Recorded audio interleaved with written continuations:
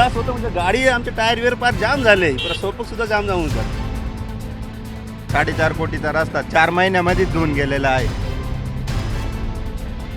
ग्रामस्थांनी वारंवार ते PWDला भेटले आणि निवेदन दिले तरी पण कुठलीही दखल नाही घेते. नाशिकच्या त्र्यंबकेश्वर मंदिरामध्ये देशभरातून पर्यटक आणि भाविक दर्शनासाठी येत असतात. मात्र नाशिकवरून त्र्यंबकेश्वरला जाणारा हा एकमेव रस्ता आहे. मात्र या एकमेव रस्त्याची कशा प्रकारे दुरवस्था झाली आहे ते आपण दृश्यांमध्ये बघू शकतो. माझ्या मागच्या बाजूला हा नाशिक त्र्यंबक रस्ता आहे आणि या नाशिक त्र्यंबक रस्त्यावरती अशा प्रकारे मोठमोठे खड्डे पडलेले आहे. त्यामुळे मोठ्या प्रमाणात पर्यटकांना आणि विशेषतः भाविकांना या खड्ड्यांचा त्रास जो आहे तो सहन करावा लागतोय. अनेक वाहनं या खड्ड्यांमुळे पंक्चर होत आहे. अनेक वाहनांचं नुकसान या खड्ड्यांमुळे होतं. ही जर दृश्य बघितली तर त्यामध्ये खड्डे किती भयंकर आहे हे आपल्याला दृश्यांमध्ये पाहायला मिळेल.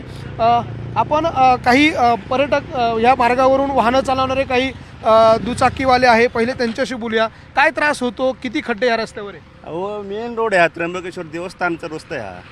कसा असला पाहिजे? कुंभमेळा येणार आहे आपल्याकडं. हां, रस्ते चांगले पाहिजे ना, भाविक लोक येतात इथं. आमचे रस्ते एकदम टकाटक पाहिजे. काय त्रास होतो? त्रास होतो म्हणजे गाडी आमचे टायर वेर पार जाम झाले, सोपक सुद्धा जाम जाऊन जातं. दररोज येणं जाणं आमचं. आम्ही खुद रहिवासी इथले आहेत. दररोजचा त्रास सहन करतो आम्ही. हा दररोजचा त्रास त्यांना सहन करावा लागतोय. आणखी काही चारचाकी वाहनधारक आपल्याबरोबर आहे.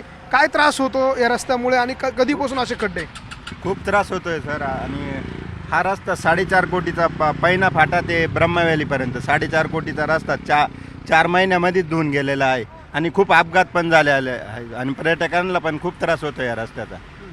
आणि ग्रामस्थांनी वारंवार ते PWDला भेटले आणि निवेदन दिले तरी पण कुठलीही दखल नाही घेते. आणि स्थानिक आमदारांचं पण लक्ष नाही आहे इथे. आपण बघतोय या त्र्यंबक रस्त्यावरून प्रवास करणारे हे प्रवासी आहे. काही स्थानिक नागरिक आहे ज्यांच्याशी आपण बोललो. त्यांच्या म्हणण्याप्रमाणे 4.5 कोटी रुपयांचा हा रस्ता आहे. मात्र एकाच पावसामध्ये हा रस्ता धुवून गेलेला आहे आणि त्यामुळे अशा पद्धतीनं ह्या सगळ्या रस्त्यावरती खड्ड्याचं साम्राज्य पाहायला मिळतंय. ठिकठिकाणी अशा पद्धतीने मोठमोठे खड्ड्याचे पॅचेस पडलेले आहे. रस्त्यात खड्डा की खड्ड्यात रस्ता अशी परिस्थिती हे चित्र बघितल्यानंतर आपल्याला पाहायला मिळत आहे. एकूणच या सगळ्या खड्ड्यांमुळे त्रस्त झालेल्या नागरिकांची आणि स्थानिकांची हीच मागणी आहे की हा पर्यटन स्थळाला जोडणारा रस्ता आहे, त्र्यंबकेश्वराच्या मंदिराकडे जाणारा हा रस्ता आहे आणि त्यामुळे हा रस्ता लवकर दुरुस्त व्हावा अशा प्रकारची मागणी या परिसरातल्या नागरिकांची आणि या रस्त्यावरून प्रवास करणाऱ्या पर्यटकांची आहे. व्हिडिओ जर्नलिस्ट हेमंत बागुलसह लक्ष्मण घाटोळ, न्यूज 18 लोकमत, त्र्यंबकेश्वर.